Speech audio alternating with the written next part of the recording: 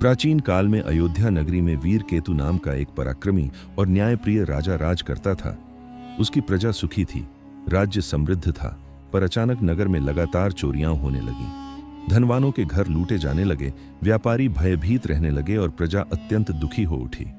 उसी नगर में रत्नदत्त नाम का एक साहूकार रहता था। उसकी एक अत्यंत सुंदर पुत्री थी, रत्नवती। वह असाधारण रूप से रूपवती, बुद्धिमान और दृढ़ निश्चयी थी। उसने पुरुषों का भेष धारण कर रखा था और यह प्रण कर लिया था कि वह किसी से विवाह नहीं करेगी। उसके इस निर्णय से उसका पिता बहुत दुखी रहता था। जब चोर किसी भी प्रकार पकड़ में नहीं आया तो राजा वीर केतु ने स्वयं उसे पकड़ने का निश्चय किया। एक रात वह साधारण वेश में नगर की गलियों में घूम रहा था। तभी किले की दीवार के पास उसे एक संदिग्ध व्यक्ति दिखाई दिया। राजा चुपचाप उसके पीछे पीछे चल पड़ा। वह व्यक्ति चोर ही था। कुछ देर बाद उसने पीछे मुड़कर देखा और बोला, लगता है तुम भी मेरे जैसे हो, आओ मेरे घर चलो। राजा बिना अपनी पहचान बताए उसके साथ उसके घर पहुंच गया। चोर ने उसे बैठाया और स्वयं किसी कार्य से बाहर चला गया। इसी बीच उसकी दासी वहां आई। उसने राजा को देखकर घबराकर कहा, तुम यहां क्यों आए हो? ये बड़ा भयानक चोर है, वह तुम्हें मार डालेगा, अभी भाग जाओ। राजा ने उसकी बात मान ली और चुपचाप वहां से निकल आया। अगले दिन राजा वीरकेतु सेना लेकर चोर के घर जा पहुंचा। घर को चारों ओर से घेर लिया गया। चोर ने जब यह देखा तो वह तलवार लेकर बाहर निकला और वीरता से लड़ने लगा। दोनों के बीच भयंकर युद्ध हुआ। अंततः राजा की शक्ति और अनुशासन के सामने चोर पराजित हो गया। उसे पकड़कर राजधानी लाया गया और राजा ने उसे सूली पर चढ़ाने का आदेश दे दिया। संयोगवश जब चोर को सूली पर ले जाया जा रहा था तब रत्नवती की दृष्टि उस पर पड़ी। जैसे ही उसने उसे देखा वह उस पर मोहित हो गई। उसके हृदय में अनोखा प्रेम जाग उठा। वह अपने पिता रत्नदत्त से बोली, मैं इसी पुरुष से विवाह करूंगी। यदि यह संभव न हुआ तो मैं प्राण त्याग दूंगी।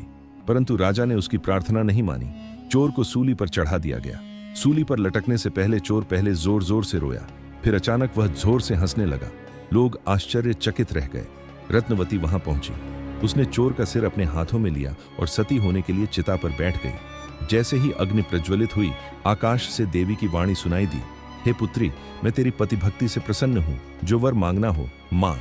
रत्नवती ने हाथ जोड़कर कहा, मेरे पिता के कोई पुत्र नहीं है, उन्हें 100 पुत्रों का वरदान दीजिए। देवी प्रकट हुई और बोली, तथास्तु, और कुछ मांग। रत्नवती बोली, मेरे पति को जीवन दान दीजिए। देवी ने प्रसन्न होकर चोर को पुनः जीवित कर दिया। दोनों का विधिपूर्वक विवाह हुआ।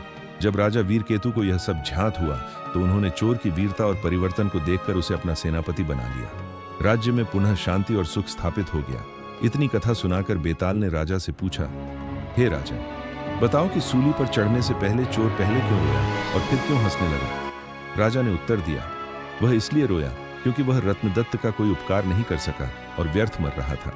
और वह इसलिए हंसा क्योंकि रत्नवती जैसे कुलीन और सुंदर स्त्री बड़े बड़े राजाओं और धनवानों को छोड़कर उस पर मोहित होकर मरने को तैयार हो गई। स्त्री के मन की गति को कोई नहीं समझ सकता।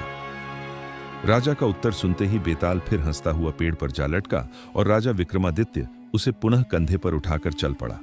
मार्ग में बेताल ने अगली कथा सुनानी आरंभ कर दी।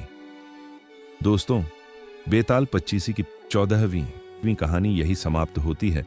आगे की कहानी सुनने के लिए मेरे साथ जुड़े रहिए और आपको ये कहानी पसंद आई हो तो वीडियो को लाइक एंड चैनल को सब्सक्राइब जरूर करें। धन्यवाद।